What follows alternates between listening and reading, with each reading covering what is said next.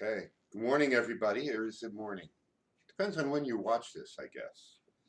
Um, this is the broadcast for today. What is today's date? Anybody know? 22nd. The 22nd of what year? Is it June? June 2020. June? Oh, 2020. Yeah. 22nd isn't the year. I was hoping it was 22 already, but no. June 22, 2020. Okay, so now that we agree on when it is, um, this is the Toltec discussions with Golden Eagle. And we are going to talk about some Toltec stuff today that is pertinent in our world's current affairs.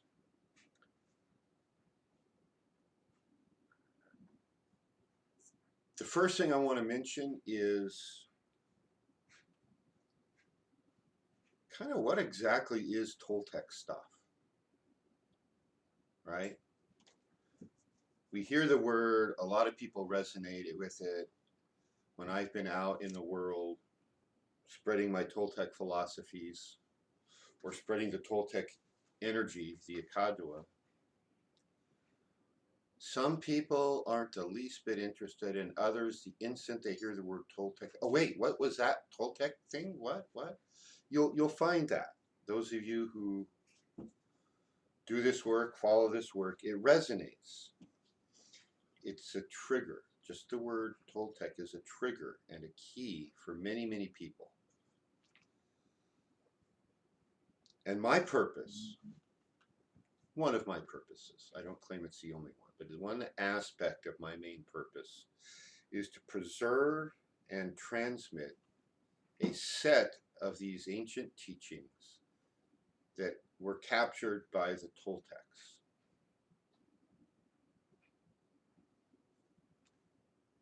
These teachings hold secrets, one of which is, how can a human society be harmonious and successfully create an environment where every individual can thrive? And beyond that, not just every individual thriving, but the whole society thriving. There's actually a formula for how to do that. And the Toltecs hold that formula of how humanity can thrive. And rather than being one of those ancient secrets that we don't tell anybody until you prove yourself worthy, usually with enough donations to the guru, we tell it to anybody and everybody who wants it. And in my career thus far as a purveyor of Toltec knowledge,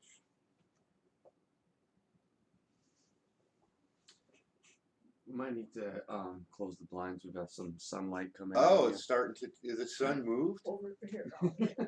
Sorry, folks, we're going to have a minor set readjustment. It's over here. Okay. Just turn that up a little bit. Yeah, that is getting right in my eye Perfect. here. So in my career so far as a purveyor of Toltec knowledge, I've noticed a couple different reactions from people when we freely offer the secrets to the universe. Reaction number one is some combination or along the lines of, oh, that's so simple, that could never work. No, I'm not going to bother with that. And the other reaction, which I've also seen, is, oh my gosh, that's hard, that's work, ah! And then they run away screaming. I've seen both. And then there's a very small percentage of people who have the third response. Did I say there were two? No, there's three. The third response is, wow, that's really cool. That's it? That's all we have to do to save humanity? Is just do this stuff and everything will be great? And I say, yep. Cool, sign me up. Those are the people that we need to work with. I hope you don't overlook the formula I'm going to share with you today and think that it's too simple. I hope you don't run away screaming thinking it sounds too much like that W word, work. And I hope you're along the lines like, wow, cool, there really is a formula to save humanity and it's simple and this is all we have to do. That would be nice. When we embrace the secret Toltec formula,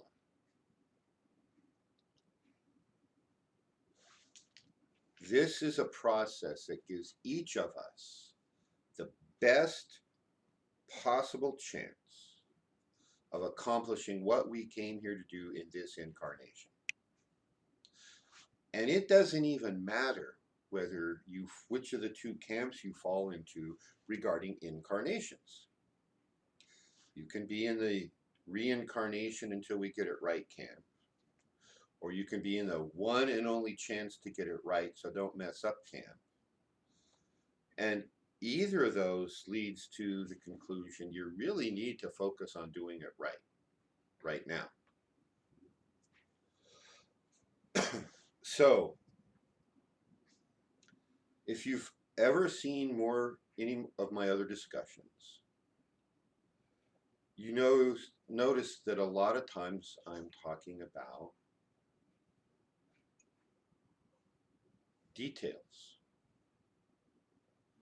details of meditations, details of developing your personal practice, details of different states of consciousness that can be achieved and how to achieve them to help you tap into that higher plane knowledge reliably.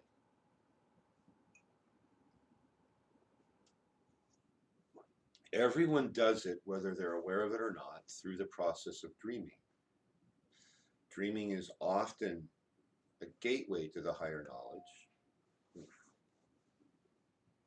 Somebody didn't turn off their ding machine. It's messages from the higher. Yeah. Yes, it says take the trash out. It literally does. It's a message to take the trash out. So you're right. Ding. Yes.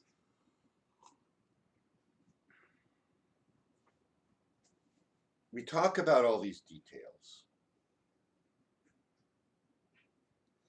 that are focused on the changes you need to start making in yourself,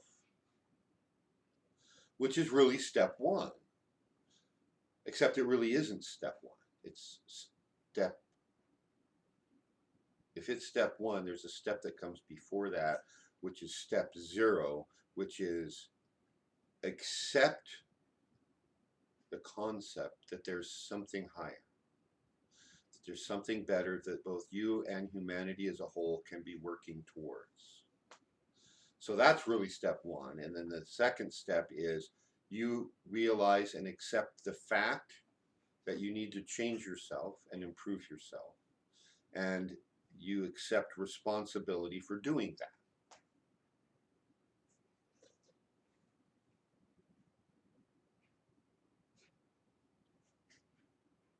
When I'm talking about all those details, it's sometimes, if not often, easy to forget this larger picture. The individual work is on consciousness, on self, is not the whole of the Toltec work. That is not the summary of our philosophy.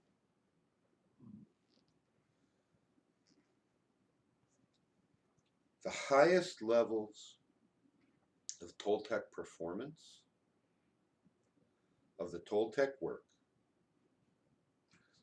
are the sum of the very elegant and holistic concepts and societies and cultures that are possible to obtain through group effort, working as groups. Not every spiritual tradition out there holds that concept or will teach that concept. It's all about you and your relationship with the divine and how to meditate and how to get to that specific state of consciousness so you can proof out. You can ascend. You attain your personal liberation. You attain your own godhood. You attain your own enlightenment.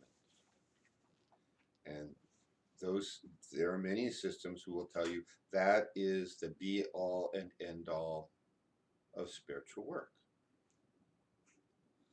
I very respectfully and very firmly disagree with that.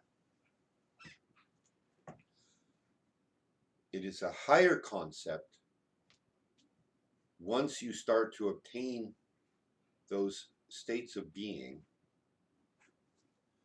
You start to attain your liberation, your own godhood, to reliably travel and communicate in the higher planes, to then use those skills, that knowledge you obtain, to help humanity as a whole. Humanity as a whole and each individual will go further and faster by working together, getting like-minded people working together. This set of holistic concepts is known as the Toltecayotl. The translation of that word means the highest set of Toltec creations. Do you know how to spell that? Tolteca? Toltecayotl. Yotl. Y-O-T. Y-O-T-L, but it's one of those O's that has the two dots over it. Yotl. I probably am not pronouncing it correctly because I am not fluent in the Nawal language. They didn't offer that class at high school? They did not. I took a couple years of Spanish.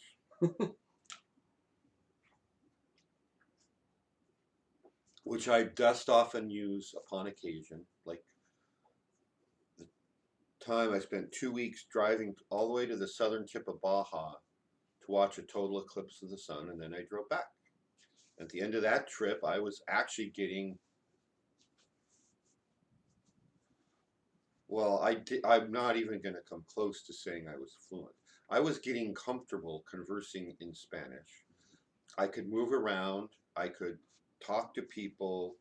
I could order food. I could find directions when I was lost.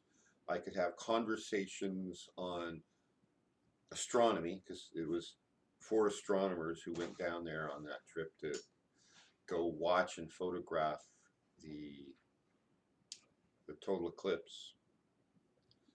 But it was really obvious that I was a gringo, and I was speaking Spanish with a gringo accent. And I'm okay with that. Yeah, I'm a gringo. Even though my skin is actually darker than half the native Spanish speakers I met. That's my Pictish blood, which, if you go way back, is the Celts who intermarried with Basques on their way to Scotland. And we became known as the Picts.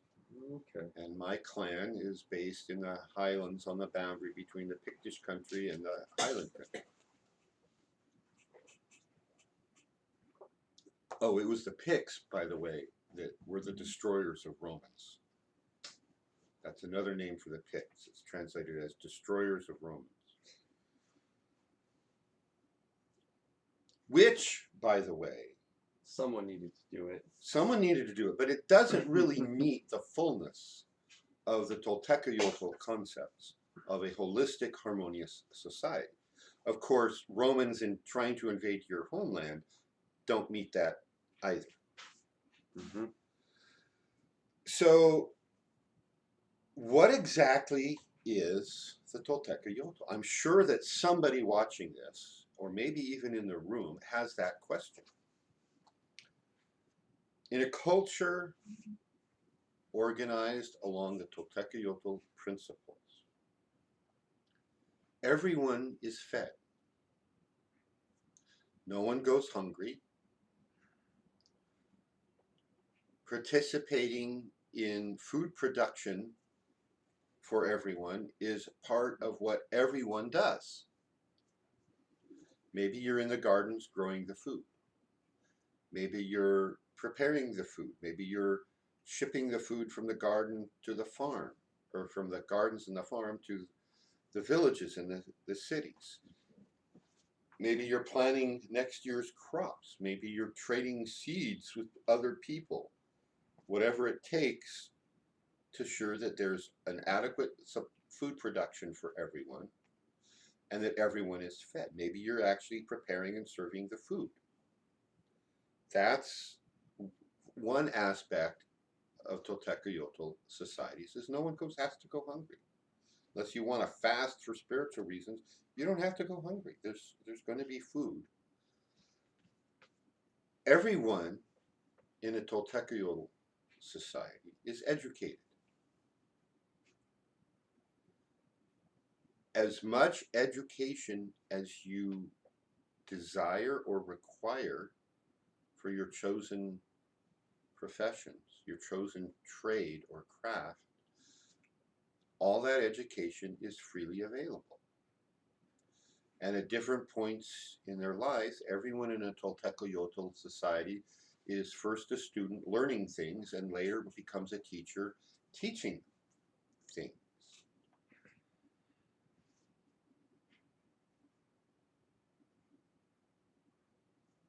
You're taught, and not just educated, but you're taught to think in this model.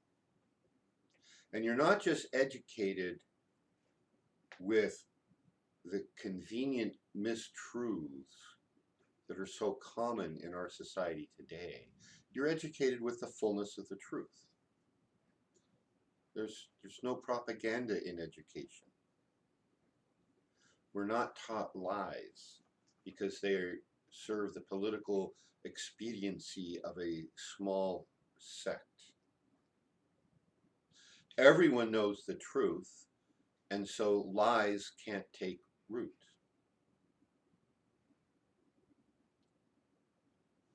Just as a small segue, this is what's happened in our culture the last 50 years or so, is education has been hacked. The people who write the textbooks, which may be the only source of information for students in schools, they are full of lies. Often they're lies by omission.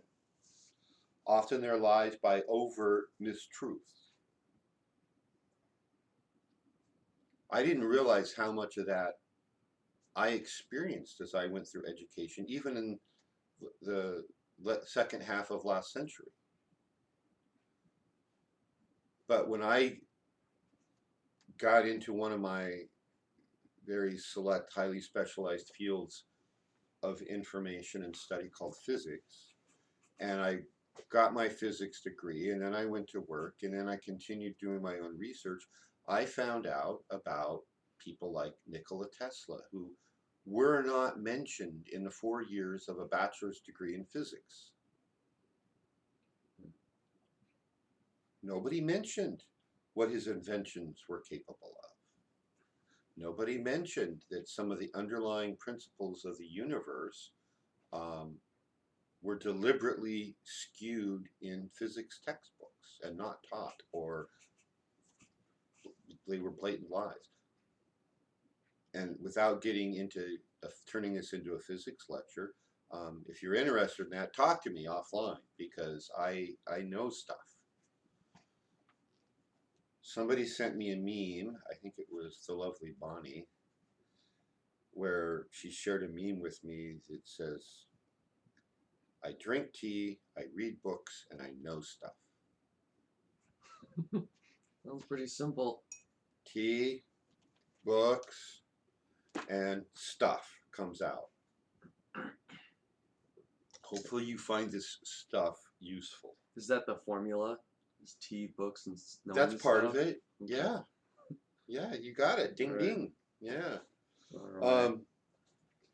The information that's taught in a real Toltecayotl system is not designed to conceal, inveigle, and obfuscate. To borrow a term from Fox Mulder, if you know who Fox Mulder is. If you don't know who Fox Mulder is, shame on you. Go watch some X-Files. Exactly. Go watch the X-Files, and then you will know who Fox Mulder is, and you will learn the context of conceal, inveigle, and obfuscate. Our current educational system has specifically been hacked to limit human knowledge and human performance, and to limit especially our spiritual attainments. We don't do that in a Toltecayotl culture. We teach the truth, the whole truth, and nothing but the truth. So help If- us God. Yeah, with God's help Mm-hmm. is how we do that. Everyone is educated into a field or a trade or a craft that they enjoy, that they're trained to be good at and successful at, and that is meaningful and important for society and humanity as a whole.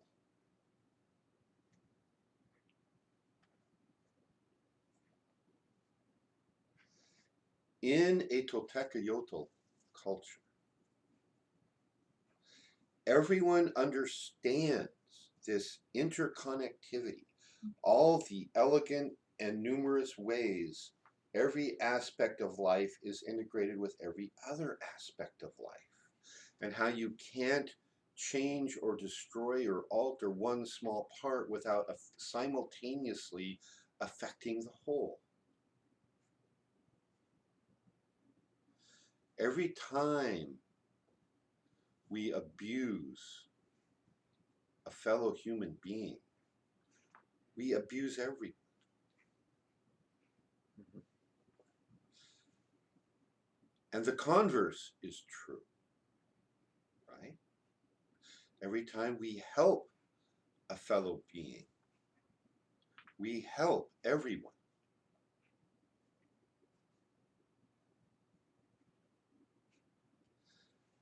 And here is probably the most singular and important aspect of a Toltecayotl-based culture. The whole society, from the moment people are born, probably before that spirit incarnated into the fetus,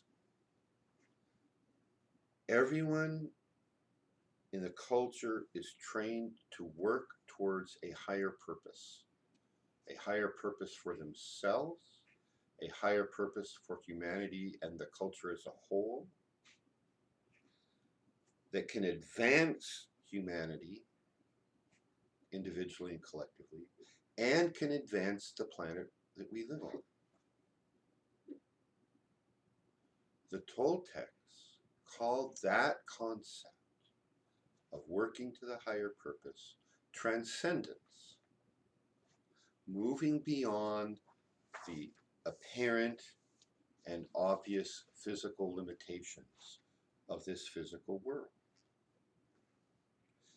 Now, in my writings, in my teachings, I like to refer to popular media like the X-Files or like the Matrix movie.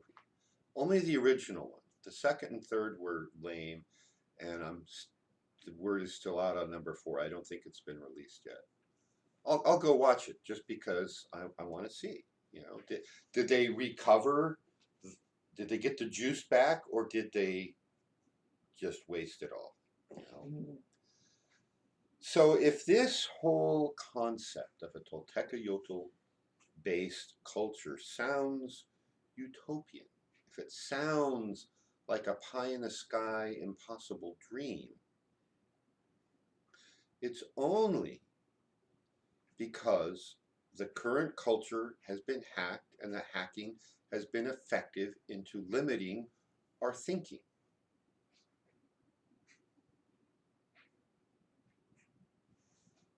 For quite a long time now, various forces have been interfering with the human collective consciousness.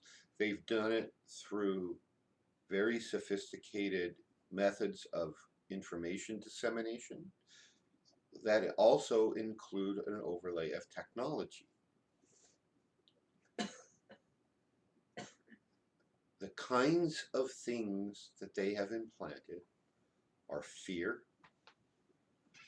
doubt, especially doubt of our own capabilities,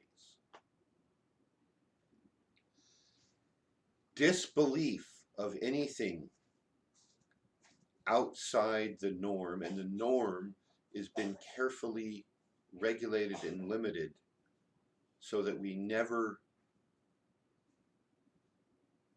even question whether we have more capabilities than the 2 or 3 levels that we were taught as children.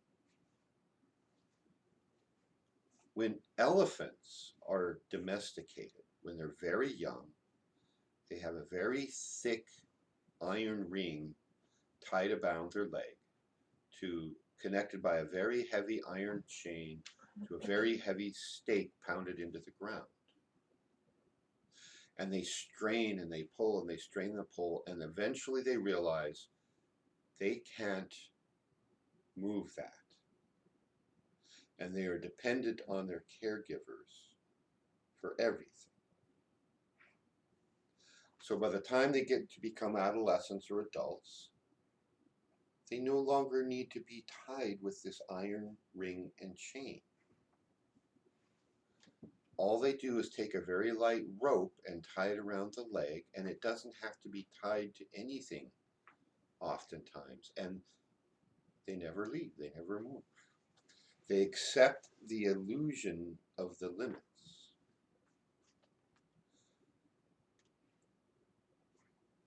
So there's, if you want to train an elephant, there's actually better ways.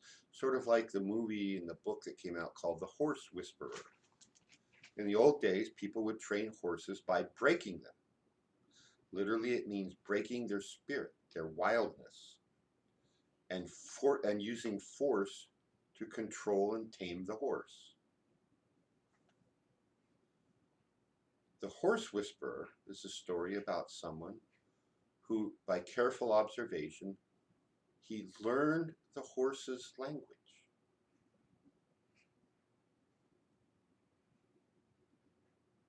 He learned how they interact through, first off, they're a group animal.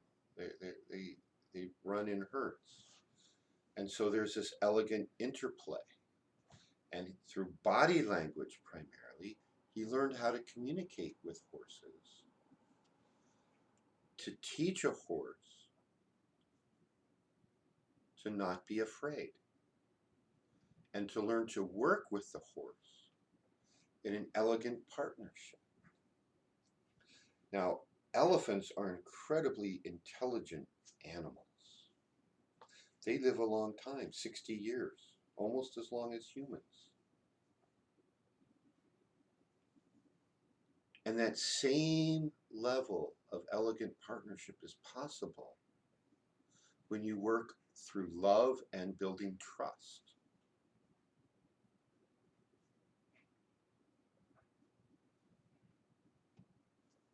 We have been trained with the equivalent of the chain to think, look here, be here in this one little place, And don't look outside because there's nothing to see out there. Ignore that man behind the curtain. Quick, what's that a reference to?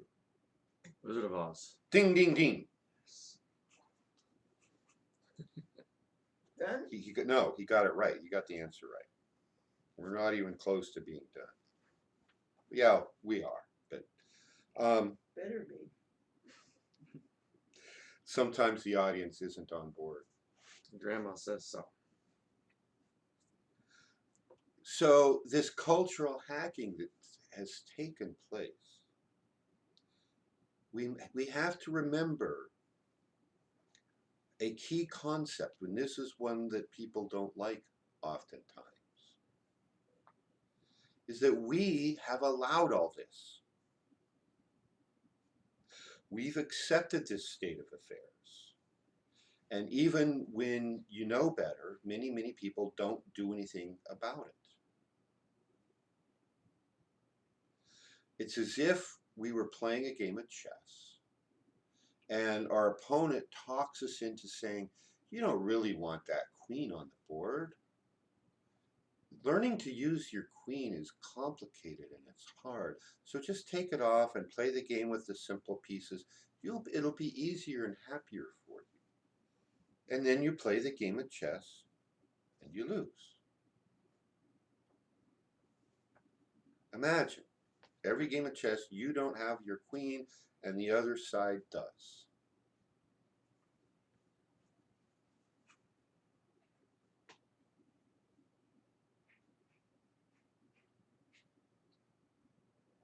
So, the Toltecayotl philosophy has been modeled as a pyramid. Pyramids, of course, are very key in all the ancient cultures worldwide. You can find them all over the world. And the base of the pyramid is farming and food production, making sure everyone is fed.